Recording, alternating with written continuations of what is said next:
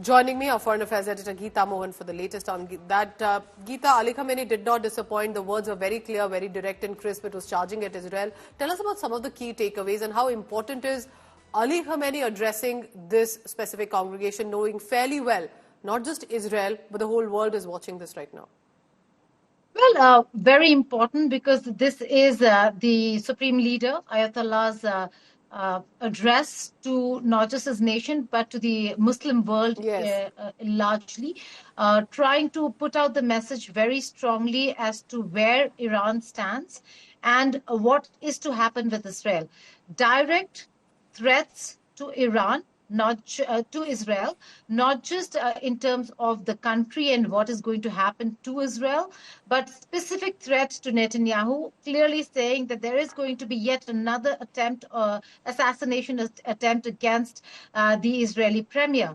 That is a very, very stern, not just warning, but a threat coming in from Iran, from the Ayatollah himself.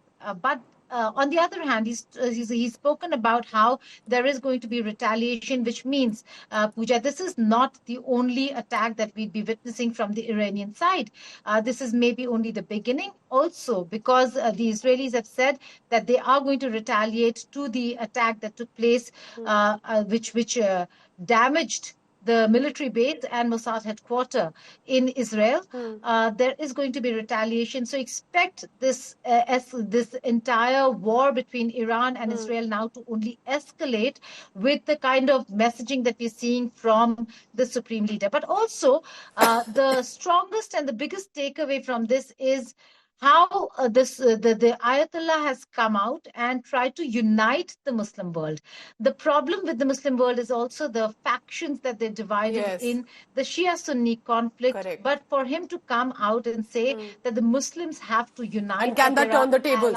Because, Geeta, stay on with me. Saudi Arabia, United Arab Emirates, extremely prosperous right now in the global order, but looking at reforms, have actually distanced themselves from this conflict. In fact, remember Saudi Arabia's prince also said that I would rather care about the issues in my country. So there are definitely this factionalism of Shia and Sunni, but can this address to the Muslim world, to Islamic nations, change that?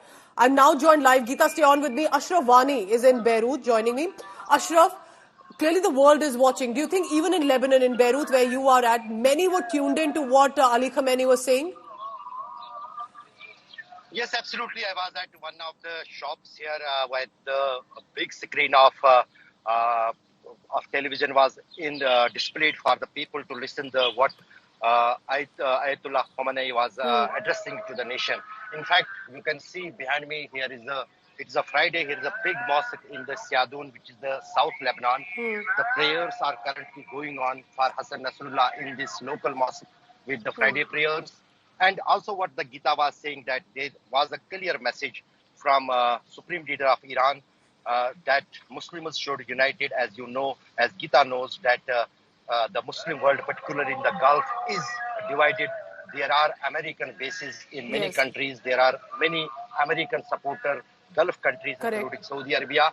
But Khamenei tried to unite and put a message towards all these Gulf countries to get united for the liberation of Palestine, where the war is going on since last 1 year now.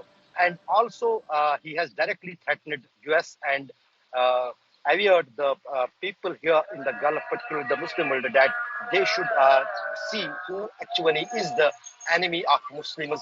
Somewhere they are killing us, somewhere they are bombing us, somewhere they are assassinating us. And most important thing, the message, what the Ayatollah Khamenei did in today's public address is that there was a series of attempts, the media war which is currently going on, where Israeli media push this news in the air that Khomeini is hiding due to the fear of Israel. But today he wanted publicly to show not only to the Israel but also to America that he is the leader who is not going to hide. He is in the public, and let the world watch how much followers and supporters he has across the world, particularly here in the Gulf. And also, Pooja, one of the important things, what the Israelis and Americans could not understand even in Afghanistan, you can understand it is a matter of fact. There are thousands of people, probably most of them could have heard the supreme leader of Iran, they may now get in Hezbollah. They may join Hezbollah voluntarily without any pressure, without any greed. And the force of Hezbollah in the coming months and years is going to increase. And that will be a very tough challenge, not only for the Israel, but also for the US interests here in the Gulf. Very interesting.